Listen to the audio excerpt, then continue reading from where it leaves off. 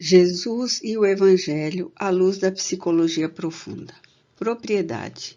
Evangelho, capítulo 16, item 7. Não podeis servir simultaneamente a Deus e a Mamon. São Lucas, capítulo 16, versículo 13.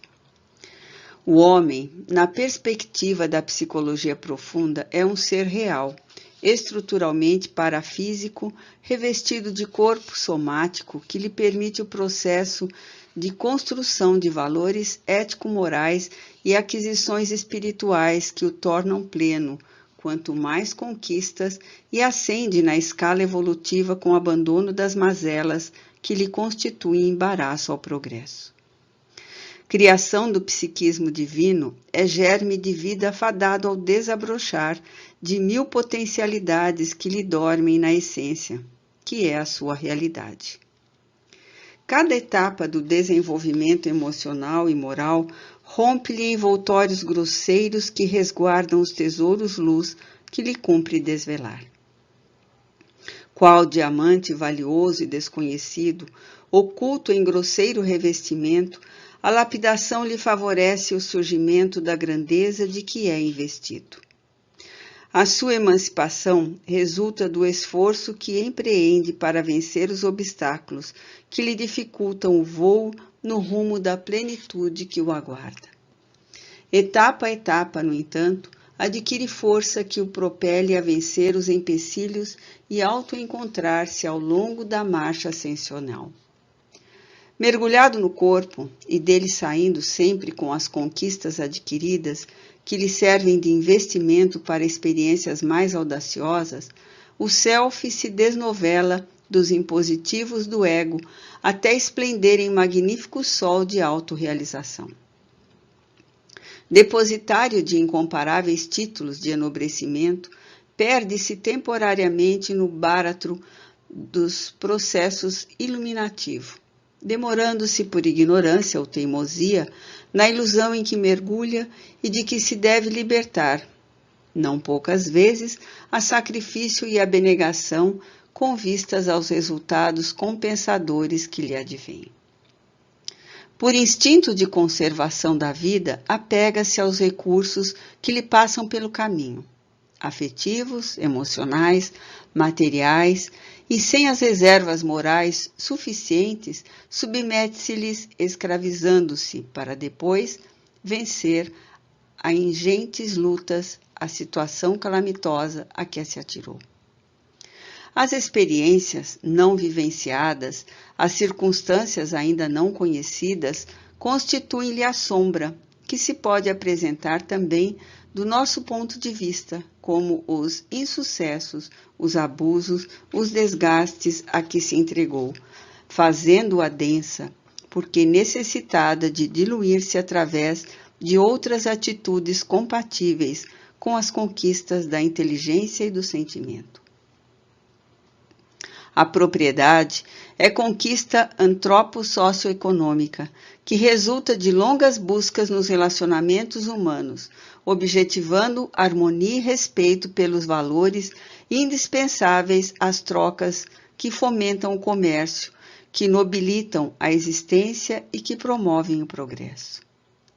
Em grande parte, é resultado da avareza, da ilicitude, da ambição desmedida, de atos ignóbeis como heranças do primarismo de que ainda não se libertou imenso contingente de seres humanos.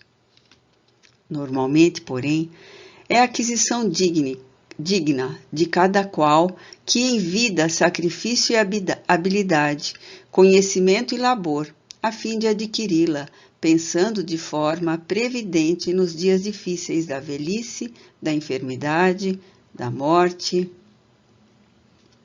A sociedade, de alguma forma, estabelece os seus sistemas nos valores e posses dos grupos afins, das entidades congêneres, das nações e seus recursos, de modo a facilitar o intercâmbio, bem como a competitividade de produtos e bens de consumo entre as pessoas e os povos da terra.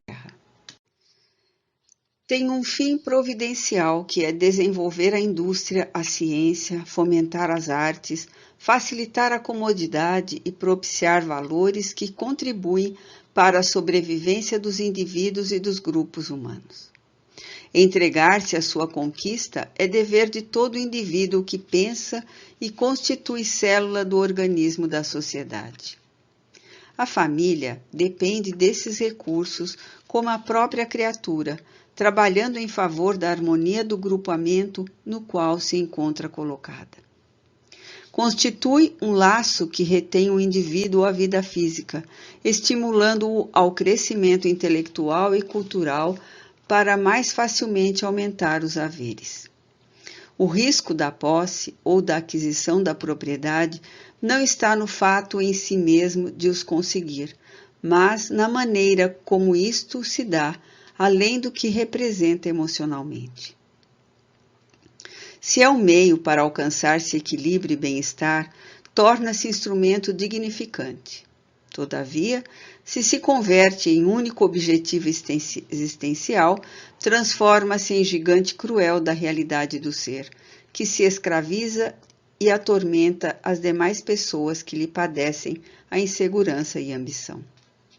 Há perigos na posse, que resultam do estágio espiritual daquele que a armazena, deixando-se dominar pelos valores transitórios a que atribui duração permanente, escorregando na loucura do desregramento que proporcionam, ou das paixões de outra ordem a que se entrega, desejando usufruir além das possibilidades de manter o próprio gozo.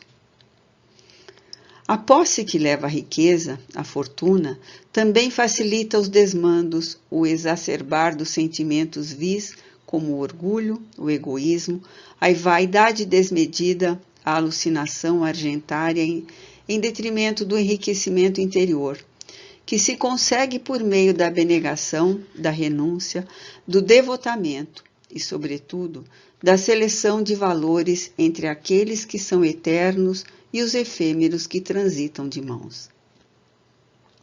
O homem Jesus sabia-o e esclareceu com vigor que não se pode servir simultaneamente a dois senhores com a mesma dedicação, que podem ser também interpretados como a realidade do si e o capricho do ego. O primeiro é permanente, o outro transitório. Enquanto um necessita de previdência e equilíbrio para o engrandecimento e a conquista de mais altos patamares, o outro, mesquinho e diminuto, comprazendo-se no imediatismo inseguro de necessidades que se renovam sem cessar. O ser humano tem o dever de selecionar os objetivos existenciais, colocando-os em ordem, de acordo com a qualidade e o significado de todos eles, para empenhar-se em destacar aqueles que são primaciais, exigindo todo o empenho, e aqueles outros que são secundários, podendo ser conduzidos com naturalidade, sem maior sofreguidão. A propriedade pode tornar-se, em razão do ego, motivo de males incontáveis, como sob a inspiração do self, transformar-se em fonte de inexauríveis bênçãos para aquele que é o seu momentâneo detentor, e os outros que se acercam em carência. Deus faculta a riqueza, proporcionando recursos ao ser humano para desenvolver a consciência e ampliar os sentimentos superiores. A aquisição de valores propicia e estimula o trabalho incessante, motivando o homem à renovação das forças e ao empreendimentos que se multiplicam em competição justa pelo adquiri-las.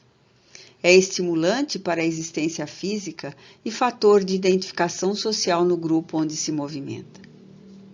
Jesus compreendia a finalidade superior da propriedade, por isso valorizou-a, quando conviveu com os homens de bem e aqueles que possuíam recursos, estimulando-os, porém, a buscarem o reino dos céus de que se haviam esquecido.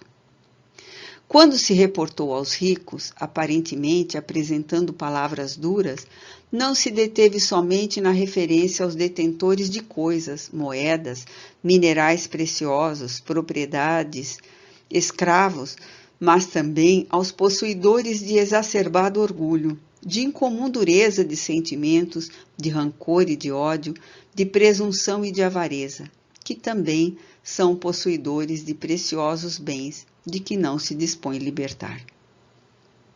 Por outro lado, a inteligência, a saúde, a memória, as aptidões gerais constituem recursos valiosos de que se deve utilizar o espírito com sabedoria, a fim de dar conta, mais tarde, da aplicação que foi feita.